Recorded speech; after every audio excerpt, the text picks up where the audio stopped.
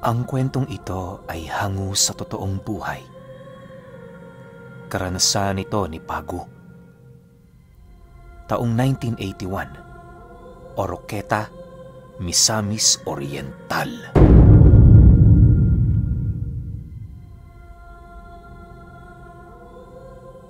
Itong mga panahong ito, kasalukuyang tanod sa kanilang lugar si Pagu.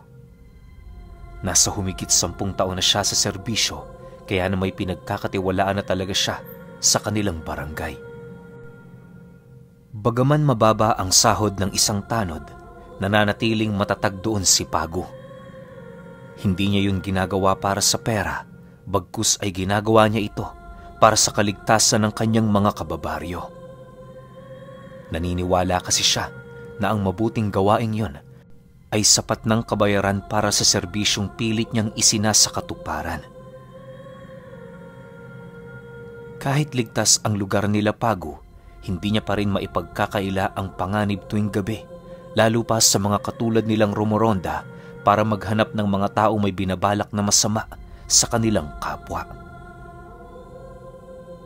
Sa loob ng ilang buwang pagroronda nila ng kanyang mga kasama, naging maayos naman ang lahat. Kadalasan ng kanilang mga nasisilayan tuwing gabi ay mga galang ahas at iilang mga sawa na naliligaw sa baryo nila. Hindi naman nila yun gaanong pinapansin dahil wala naman yung nabibiktima sa kanilang lugar. Subalit, nang mabalitaan nilang merong 2 pamilyang lumipat sa kanilang baryo, tila ba doon na dahan-dahang nag-iba ang ihip ng hangin sa paligid. Hindi niya mawari pero kapag nakikita niya ang mga pamilyang yon, parang napakabigat ng kanyang loob na ngumiti o hindi naman kaya kausapin ng mga ito. Bukod kasi sa palagi yung seryoso, ni minsan hindi ito nakita ni Pagu na nagpalit ng kanilang mga kasuotan. Dala ng kanyang kuryosidad, pinili niyang magtanong-tanong sa mga taong kanyang kakilala. Subalit maging ito man, tila ba hindi maintindihan ang kanyang mga sinasabi. Dahil sa naging sagot ng mga ito sa kanya, kung kaya't pinilit niya ang kanyang sarili na kalimutan ang mga bagay na kanyang nakikita at nararanasan. Kahit may bumabagabag sa kanyang isipan noon, nagpasya siyang magronda sa baryo nila ng gabi. Isang hapon, habang nagtitipon sila ng kanyang mga kasamang tanod, napag-usapan nila ang tungkol sa pamilyang yon. Bukod kasi sa kanya, meron ding nakakapansin sa mga kakaibang asal ng mga ito. Ayon sa kanyang kaibigan, na noong nakaraang araw, may nakita siyang isang lalaking pumasok sa bahay ng pamilyang yon na merong bit-bit na 2 sako. Sinabayan din yon ng 2 bata na meron ding hawak-hawak na dumudugong paa ng baboy. Inakala ng kaibigan niyang magluluto pero lumipas na lamang ang gabi. Hindi na ito lumabas. Ang labis nitong ipinagtataka, saan nagluto ang mga panauhing yon, gayong nasa labas ang kanilang lutuan. Hindi naman nila maaaring itabi ang mga nasabing karne, gawa ng nasisiguro niyang katulad lang din nila itong mahirap. Kung mayaman ang pamilyang yon, maiintindihan niya pa. Pero halos kagaya lang din nila yung walang makain sa bawat araw na dumaraan.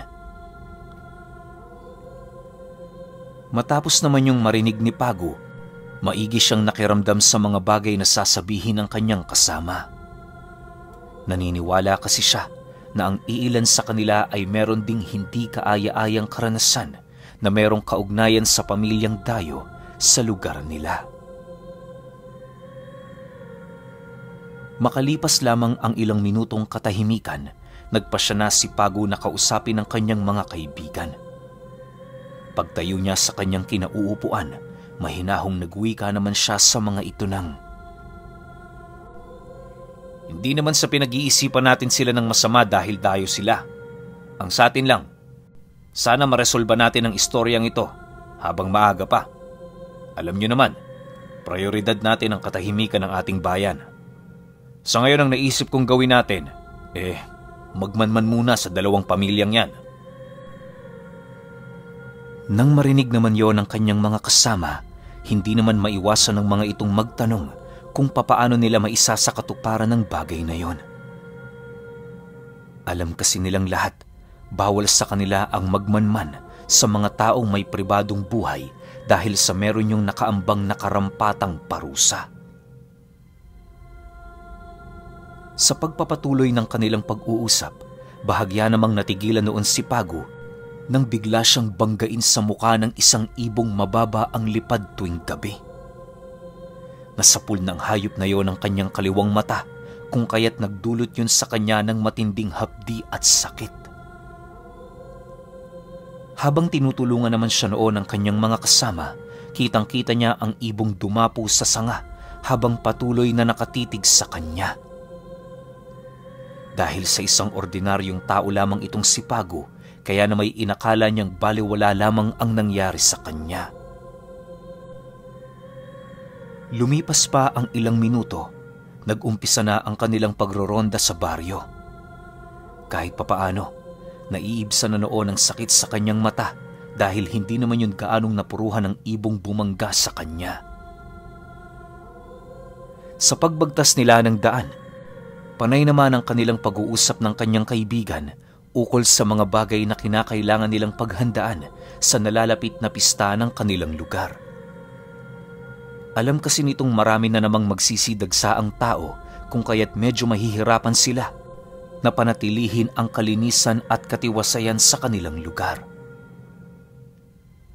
Dahil sa seryosong paksa ng kanilang tinatalakay, kung kaya't hindi na malaya ng dalawa na nakarating na pala sila sa dulong parte ng kanilang baryo.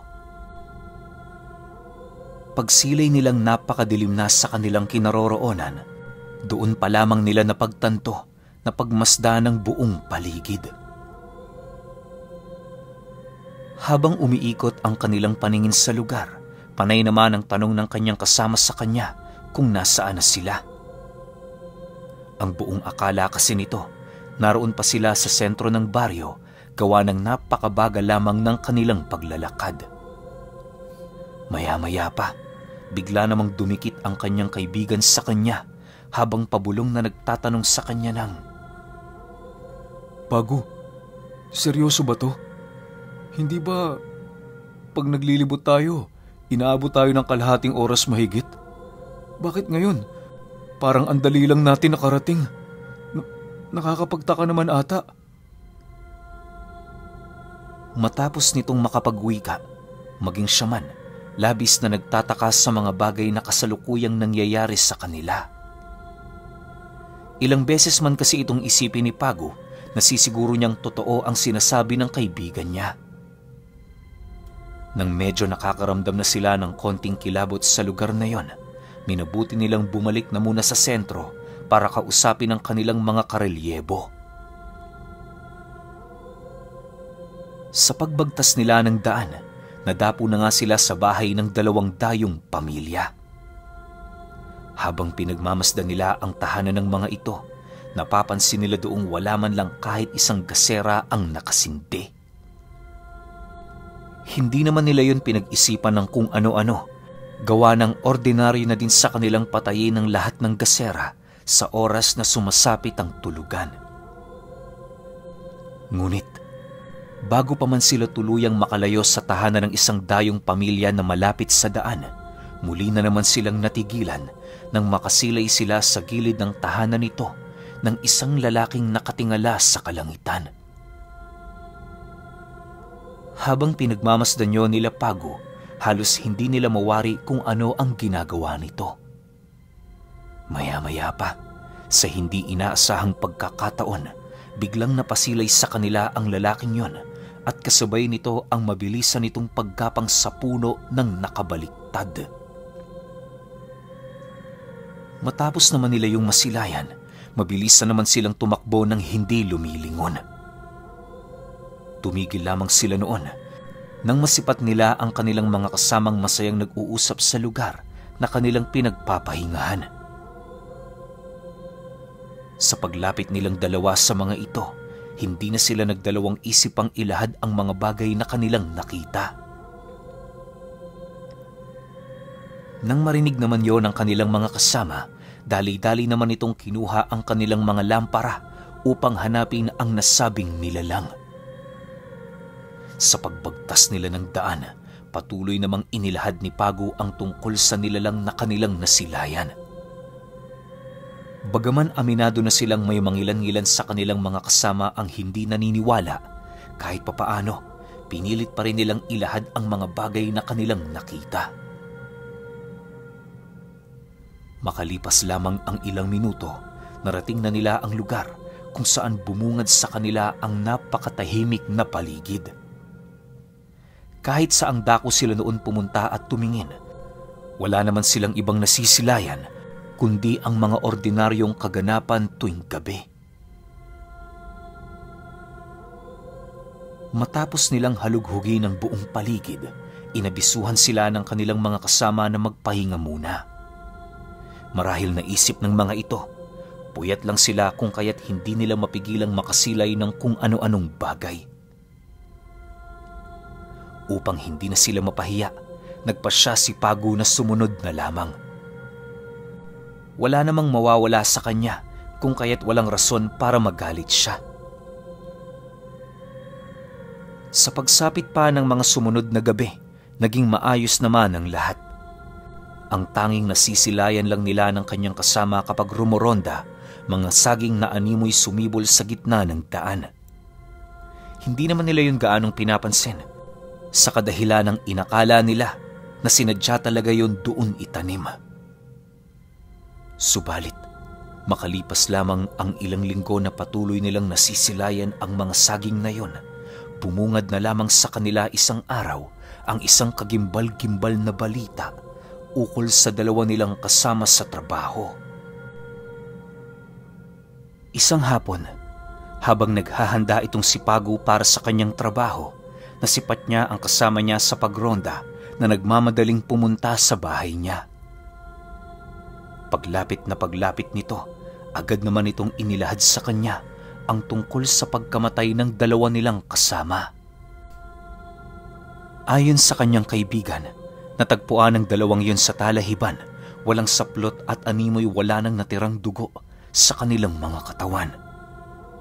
Humpak na din ang kanilang mga tiyan, indikasyon na wala na silang laman loob sa kanilang mga sistema. Ang labis lang na ipinagtaka ng mga nakakita sa bangkay na yon ay kung bakit wala itong tinamong kahit maliit na sugat sa katawan. Nakapagtataka kasing mawalan yun ng atay at bituka sa loob ng kanyang sistema kung wala naman yung dinaanan. Dahil sa pangyayaring narinig ni Pagu, bigla naman siyang kinutuba ng masama ukol sa nangyari sa mga ito.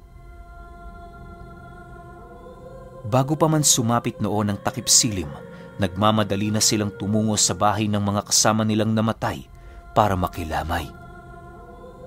Sa pagdating nila sa lugar, doon bumungad ang iilan nilang mga kasama na naghihintay sa kanila. Pagsipat ng mga itong kumpleto na sila, minabuti nilang mag-usap ukol sa mga bagay na kinakailangan nilang gawin. Sa dinami-rami kasi ng tao sa kanilang baryo, ang grupo lamang nila ang nakakaramdam ng takot at pangamba, gawa ng sila palagi ang nasa labas na rumoronda. Sa pagpapatuloy ng kanilang pag-uusap, mangilan-ngilan naman sa kanilang mga kasama ang piniling wag na munang pumasok. Bagaman hangad ng mga itong makapagsilbi pa ng matagal sa kanilang lugar, wala na rin silang nagawa alinsunod sa utos ng kani-kanilang mga pamilya. Dagdag pa ng mga ito, hindi pa sila bayani para magsakripisyo ng kani-kanilang mga buhay para sa kaligtasan ng mga taong hindi naman nila kaano-ano. Matapos naman yung marinig ni Pagu, minabuti na lamang niyang magsawalang imik sa mga bagay na kanyang naririnig. Kung iisipin kasi, may punto naman ang kanyang mga kaibigan sa mga bagay na kanilang ipinagtapat. Kahit nga siya, aminadong ganon ang naiisip niya matapos niyang mabalitaan ang sinapit ng dalawa nilang kasama. Makalipas pa ang kalahating oras na pag-uusap, napagkasunduan nilang bumuo ng isang plano para panagutin ang may sala sa pagkawala ng dalawa nilang kasama. Ang plano nilang napagkasunduan ay sa mismong gabi lamang na yon, at pagkatapos nito, tatanggapin na nila ang bawat desisyon ng bawat isa sa kanila. Yun ang nakitang paraan ng kanilang mga kasama nang sa gayoy maghihiwalay sila ng walang sama at hinanakit sa bawat isa. Matapos naman itong sang-ayunan ng lahat, agad naman silang tumungo sa barangay para kumuha ng kanilang mga sulo at armas. Silang grupo lang noon ang pinahintulutang rumonda sa kadahilan ng nababahala rin ng kapitan ng baryo nila sa mga maaaring mangyari kung sakali mang magpasya ang sambayanan na makiisa sa kanila. Habang binabagtas nila noon ang daan, una nilang pinuntahan ay ang bahay ng dalawang pamilyang dayo. Hindi nila alam pero merong namamagitang kutob sa kanila na merong kinalaman ng dalawang dayong pamilya sa mga nangyari sa kanilang mga kasama. Alam nilang mahirap magbintang pero upang maresolba ang mga pangyayari, kinakailangan nilang bigyan ng atensyon ng bawat tsansa na kanilang maiisip. Sa paglalim pa ng gabi, habang patuloy na nag-iikot ang kanilang pangkat, nakapagtatakang napakatahimik naman ng paligid. Ni kaluskos ng mga kakaibang hayop sa gubat ay wala silang naririnig na parabang hindi na naliligaw ang mga ito sa kanilang baryo. Maya-maya pa, nang mapagtanto nilang wala silang makikita sa lugar, nagpasya na silang bumalik sa bahay ng mga kaibigan nilang namatay. Habang binabagtas nila ang daan, nagkataon naman noong muli silang napadaan sa bahay ng dalawang pamilyang dayo. Pagdating nila sa harapan ng bahay ng mga ito, bahagya naman silang natigilan nang masipat nila ang 4 na kataong nakatingala sa kalangitan. Habang nananatiling nakatayo ang mga ito, panay naman ang kanilang pagrinig ng mga kakaibang engkantasyon sa paligid. Maya-maya pa, sa hindi inaasahang pagkakataon, bigla namang napasipat sa kanila ang mga nilalang na yon habang nanlilisik ang mga mata nitong namumula. Pagsilay nila Pago na nagkikiskisa na ang mga ngipin nito, hindi na sila nagdalawang isip na tumakbo. Habang binabagtas nila noon ang daan, rinig na rinig naman nila ang pag-atungal ng mga nilalang. Yung kanyang mga kasama, panay na ang pagsigaw dahil sa takot na naririnig nila. Ang mga armas ng bitbit ng mga ito ay kusa na nilang nabitawan dahil sa matinding takot na nararamdaman. Makalipas lamang ang ilang minuto, narating na nga nila ang sentro ng baryo kung saan doon sila nakasilay ng isang tindahang papasara pa lang. Bago pa man maisarado ng may-ari ang pamamahay nito, buong lakas naman nila yung sinigawan na patuloyin sa loob ng tahanan nito ang kanilang grupo.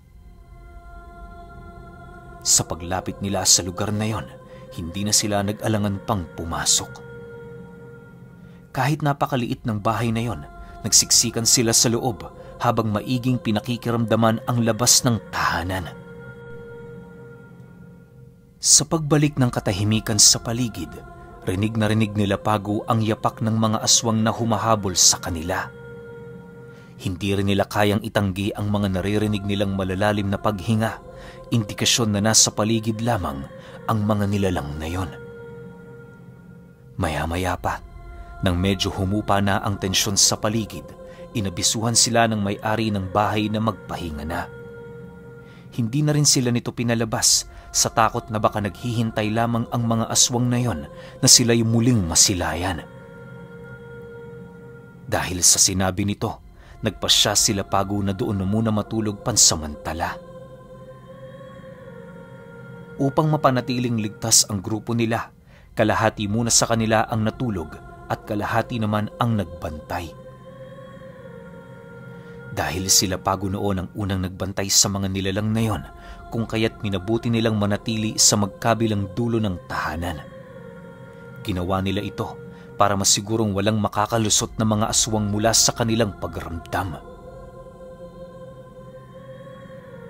Habang nananatili silang nagmamasid sa paligid, ramdam na ramdam nila ang animoy mga asong naglalakad papaikot ng lugar. Naririnig din nila ang malalalim na paghinga ng mga ito, hudyat na hindi pa rin sila nito ninanais na lubayan. Dala ng kuryosidad noon ni Pago, sinubukan niyang sumilip sa maliit na siwang ng tahanan. Halos hindi niya kasi kayang maipagsawalang bahala noon ang kanyang paghahangad na makasilay ng aswang gamit-gamit ang kanyang mga mata. Sa pag-ikot ng kanyang paningin sa paligid, laking gulat na lamang niya nang bumungad sa kanya ang mga asong halos gakalabaw na ang laki na walang sawang umiikot sa tahanang kanilang kinaroroonan. Paglalarawan ni Pago sa mga nilalang na yon, napakalayo nito sa mga ordinaryong aso, gawa ng di hamak na mas malaki ang mga nilalang na yon kumpara sa mga ordinaryo. Triple din ang laki ng kanilang mga paa at halos doble din ang laki ng kanilang mga binti. Wala ring balahibo ang mga nilalang na yon na siyang nagpapatagdag ng kilabot sa nararamdaman ni Pago. Sa pagpapatuloy ng kanyang pagmamasid sa paligid, bigla naman siyang napasigaw nang maramdaman niya ang isang napakalamig na kamay na bigla na lamang humawak sa kanyang balikat. Pagsilay niya sa kanyang likod, tumambad sa kanya ang babaeng may-ari ng bahay na nakangiti. Pag-upo nito malapit sa kanyang kinaroroonan, pabulong naman yung nagwika sa kanya ng, "Sa estado mo ngayon, Pago, parang ngayon ka lang ata nakakita ng mga aswang." Nakapagtataka, kayo itong lumalabas ng gabi para rumonda, pero wala pala kayong kaide-ideya sa mga nilalang na makakaharap nyo sa daan. Dagdag pa ng babae, hindi na bago sa kanya na makasilay ng ganoong nilalang magmula noong lumipat sa kanilang baryo ang dalawang dayong pamilya. Tapatang inilahad ng babaeng yon na ang pumatay sa kanyang mga kasama ay walang iba kundi ang mga dayo. Sa hinaba-haba kasi ng pananatili nito sa kanilang lugar, ni isang kaganapang may kaugnayan sa mga aswang ay wala pa itong nabalitaan. Hindi rin ito nakakaramdam ng kakaiba saan mang sulok ito ng lugar nila pumunta, maliban na lamang noong may tumirang dayo sa kanilang lugar. Naniniwala rin ng babaeng yon, hindi pangkaraniwan ng pamilyang humahabol sa kanila sa kadahilan ng may kakayahan ng mga itong hindi pa tinatangan ng mga pangkaraniwang aswang. Matapos naman yung marinig ni Pago, halos hindi niya lubos maunawaan ang mga bagay na inilalahad sa kanya ng babae. Bagaman alam niyang aswang ang mga nilalang na nasisilayan niya sa labas ng pamamahay nito, hindi pa rin siya kumbinsido na yon ang pamilya ng mga dayo. Hanggat wala pa kasing matibay na ebidensya silang pinanghahawakan, iniiwasan muna nilang manghusga ng kanilang kapwa. Sa pagpapatuloy ng kanilang pag-uusap, hindi naglaon na niwala na din itong si Pago sa lahat ng mga istoryang inihayag ng babae sa kanya. Lahat kasi ng mga sinabi nito, merong kaugnayan na siya namang naging kapani-paniwala. Dagdag pa nito sa kanya, kahit papaano, mulat na din ang kamalayan nito pagdating sa mga lihim na karunungan. Dahil sa mga bagay na inilahad nito, nagpasya si Pago na pag-igihan ang kanyang pagbabantay hanggang mag-umaga.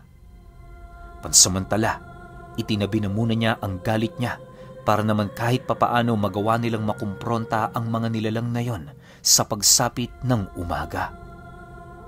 Subalit, sa pagputok ng bukang liwayway, sa hindi inaasahang pangyayari, nadatnan nila ang dalawang bahay na wala ng tao sa loob nito.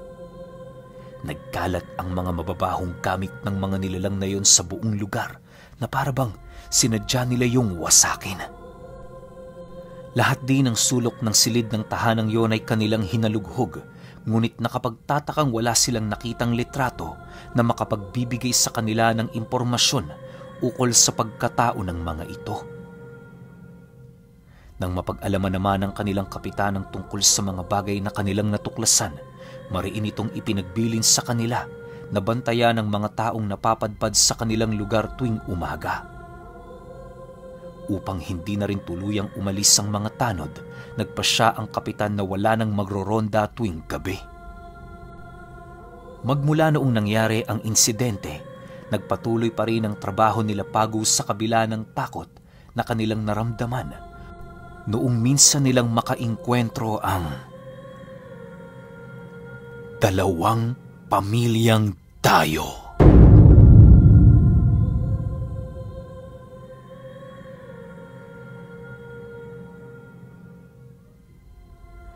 Okay, opinyon ko sa kwento. Doon ako sa dulo medyo napatanong, bakit biglang umalis yung mga aswang sa lugar na yon? Unang-una, ang pwede kong sagot lang, una, ayaw nilang matuklasan na aswang sila. Well, nakakapagduda naman talaga na aswang yung pamilya ninyo kasi titira kayo sa dulo, hindi kayo nagpapalit ng damit, tapos kapag gabi nakatingala kayo sa langit, sinong gagawa nun, di ba? Maliban na lang siguro kung may mga kapitbahay kayong bumabatak. Alam niyo naman yan, high na high yan pag gabi, di ba? Tapos yung pangalawa kong teorya kung bakit sila umalis, siguro nakakain na sila ng sapat na pagkain nila para sa buwan na yon o nakalikom na sila ng sapat na biktima para makakain sila sa loob ng mahabang panahon. Siguro mga 1 buwan, 2 buwan, kaya umalis na kagad sila. Tapos at the same time, natunugan nga na aswang nila. Siguro ayaw ng lahi nito na malaman na aswang sila, di ba? Kasi pwede silang mamatay, pwede silang ubusin ng mga taga-baryo kasi nga, pinagbibintangan na sila di ba? Pero kayo, kung may opinyon kayo sa kwentong ito, i-comment nyo lang sa baba. Yun lang. Hanggang sa susunod na kwento. Salamat.